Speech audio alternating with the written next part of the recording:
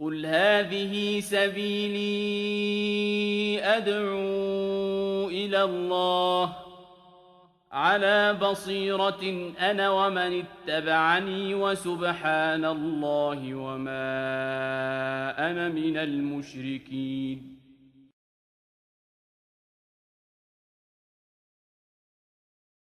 A very clear verse of the Quran, of the Hadith, discussing the Khalifa, that Allah will make you Khalifa in this earth.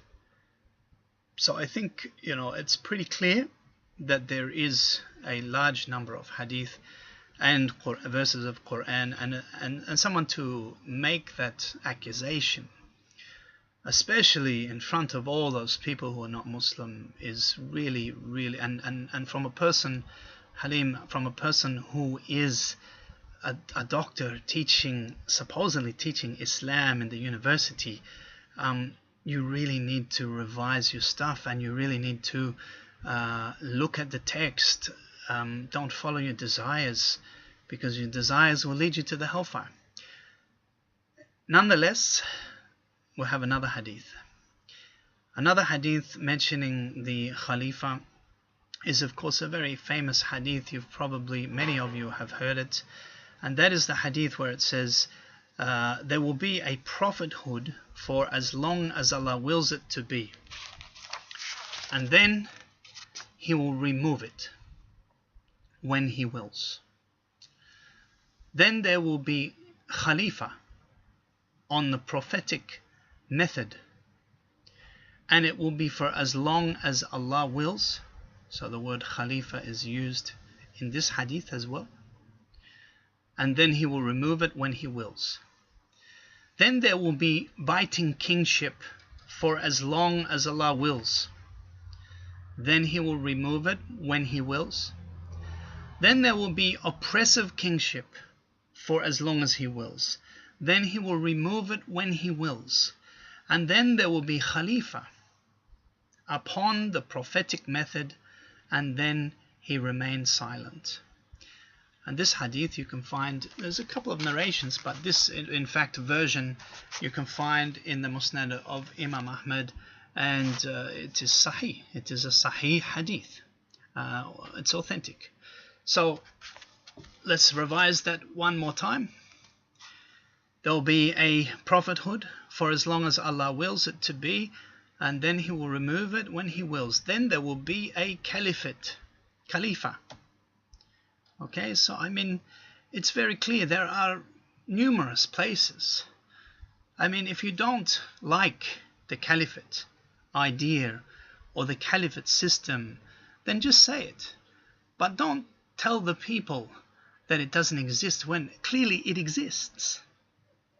That's a lie. And when you lie, you're ruining your own reputation. You're lying in front of hundreds of people. Yeah, sure. The non-believers, the hippies that were there, they gave you a good clap, and they were clapping, and that's great. That's up to them. It was a folk festival after all. I don't even know why we were discussing that issue. However, don't tell lies. Don't tell lies. Okay? If you made a mistake, then I appreciate your efforts, and may Allah forgive you if you made a mistake.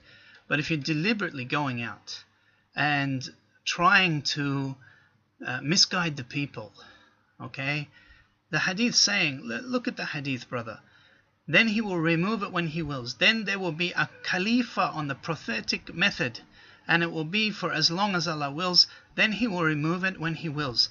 Then there will be biting kingship for as long as Allah wills. Then He will remove it when He wills. Then there will be oppressive kingship for as long as He wills.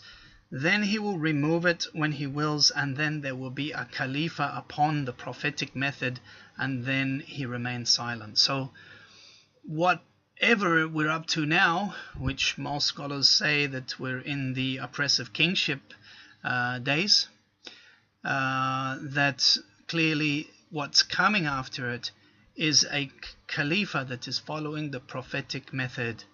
So not a caliphate that is killing innocent people and ripping the heads off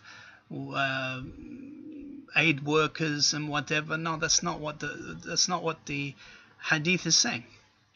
It is saying that they'll be upon the prophetic method, so they'll be following the way of the Prophet, peace be upon him. And I think we're all waiting for this.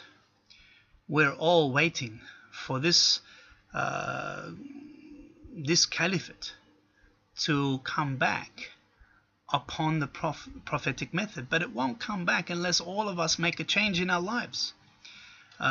We have to be honest in our lives, whether it's talking honestly about Islam or whether it's being honest in every dealing of our life. Stop ripping off Social Security, stop ripping off banks or whatever it might be that people are doing. No, we have to go back to the way of the Prophet, peace be upon him, who everyone knows that his neighbor was one of the safest people to him. People were not afraid of the Prophet ﷺ ripping him off. No. He was called Al-Amin. He was called the trustworthy, the honest. And as the Quran says, Awfu bil-uqud, yani keep your, fulfill your covenants. Okay? And if we do that, and if we band together upon the good and upon the way of the Prophet ﷺ, yeah, sure, we might have some mistakes. But let's not make those mistakes bad. Let's try and fight our nafs and jahid our nafs so that we can bring back this pure way of Islam.